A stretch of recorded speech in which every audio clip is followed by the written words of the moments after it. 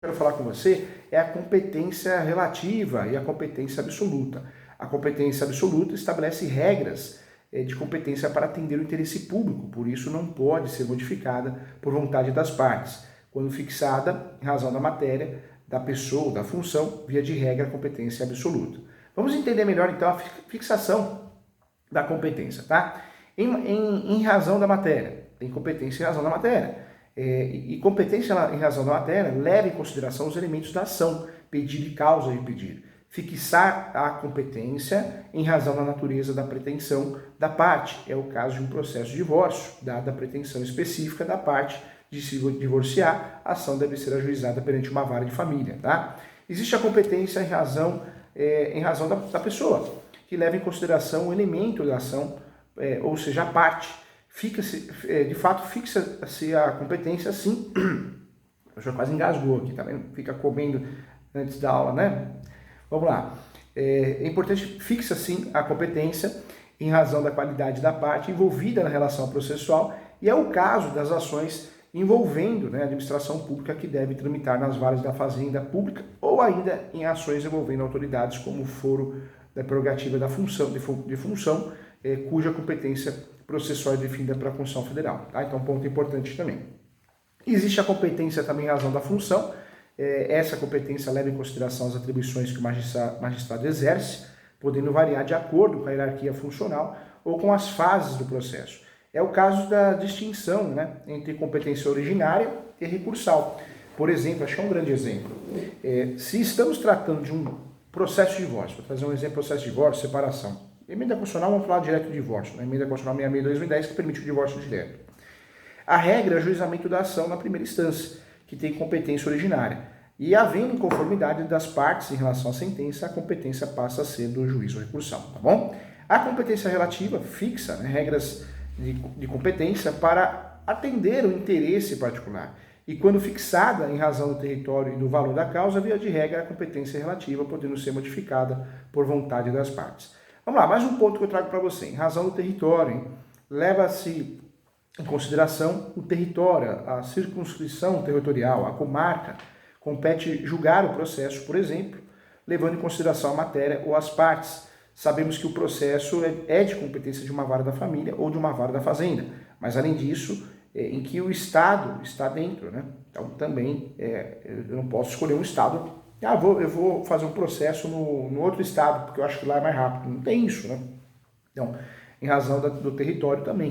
É a competência territorial. A comarca eu não posso escolher, né? Eu sou obrigado. Existe a competência em razão do valor da causa, que leva em consideração o objeto discutido em juízo, embora tenhamos possibilidade de a discussão envolver diversos tipos de pedidos. Hoje o juizado especial civil da Justiça Estadual tem uma limitação de 40 salários mínimos. O novo CPC acabou com aquele rito sumário e ordinário, né? Comum é comum, então acabou essa discussão. E aí eu trago o dispositivo legal também, dentro da nossa aula, importante tratar, o artigo 62, a competência determinada, né, em razão da matéria, da pessoa ou da função, é inderrogável, convenção das partes, eu não posso fazer um acordo e mudar a competência. O artigo 63, também é importante falar, as partes podem modificar a competência em razão do valor do território, do valor e do território, elegendo foro onde será proposta a ação oriunda de direitos e obrigações. No uso capião? Não. Isso eu estou falando na locação, ok? Na locação. Vamos lá, deixa eu trazer para você também algumas hipóteses de modificação de competência, não para uso capião em regra. A supressão de órgão judiciário, né? Quando ocorre o órgão judiciário em que o processo se encontrava extinto, por exemplo, e se uma comarca percebe-se desnecessária, né, da sua existência, não tem por que existir, duas varas cíveis também pode ser, não precisa ser o fórum, pode ser duas varas. Pela redução da demanda processual, pode haver também alteração da lei de organização judiciária do Estado para agregar a uma vara, ou uma vara assume o serviço daquela outra vara, daquele outro cartório ou daquele outro fórum, tá? Isso pode acontecer também. Dispositivo legal, isso é importante, hein? Determina-se a competência no momento do registro da distribuição da petição inicial, isso para uso capião também, sendo irrelevante as modificações do Estado, de fato, de direito ocorridas posteriormente, salvo suprirem, né, órgãos judiciários ou alterarem a competência absoluta também. Isso é importante também. Em relação à alteração de competência absoluta, também tem que trazer para você, isso é importante também, hein?